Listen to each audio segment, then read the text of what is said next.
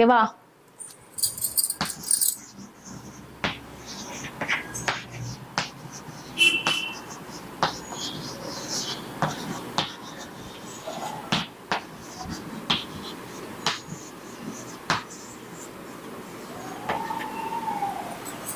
நான்காம் இடம் வீடு, மனை, வாசல், சொத்து, வண்டி, வாகனம் அப்படின்னு சொல்லக்கூடிய ஸ்தானங்கள். ஓகேங்களா? எல்லாருக்கும் தெரியும்.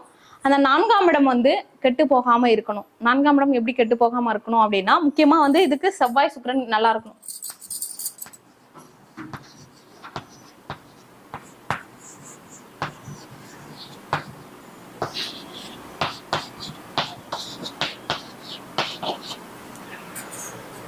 ஓகேங்களா? சுக்கிரன் செவ்வாய் நல்லா இருந்ததுனா தான் எல்லாமே அமையும். செவ்வாய் நல்லா இருந்தா தான் பூமி அமையும். சுக்கிரன் நல்லா இருந்தா தான் வண்டி வாகனங்கள் அமையும்.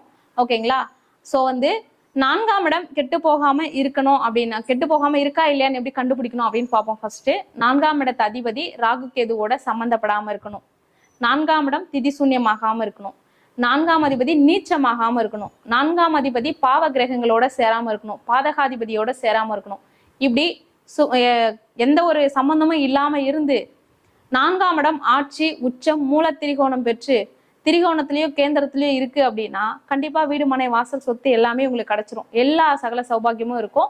குரு பார்வையோட இருக்கு அப்படின்னா எல்லாமே 2, 3, 4ன்னு மேல இருக்கும். ஒவ்வொன்னே வச்சுட்டு இருக்காங்க இல்லையா? ஒவ்வொன்றும் இல்லாம ஒவ்வொருத்தரும் 4, 5, 4 வீடு, 5 வீடு, 10 வீடு அந்த மாதிரி இருக்கும். அதே மாதிரி வாகனங்களும் லைன்ல இருக்கு இல்லையா? அந்த மாதிரி அமைப்புகள் இருக்கு அப்படின்னா செவ்வாய் சுக்கிரனை குரு பாக்குறது, செவ்வாய் சுக்கிரன் 6, 8, 12 மறையாம இருக்கிறது, செவ்வாய் சுக்கிரன் வந்து நல்லா இருந்து அதை குரு பார்த்து இவங்களுக்கும் பாக்கியஸ்தானம் வலுவா இருக்கு அப்படின்னும் போது, லக்னாதிபதி வலுவா இருந்து பாக்கியஸ்தானமும் வலுவா இருக்கு அப்படின்னா ரொம்ப லக்ஸுரி லைஃப் வாழ்வாங்க. எல்லாமே இவங்க ஆசைப்பட்டது எல்லாமே அடையுவாங்க. ஓகேங்களா?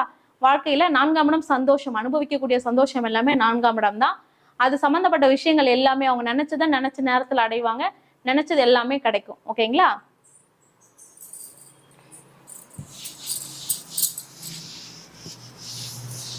அண்ணா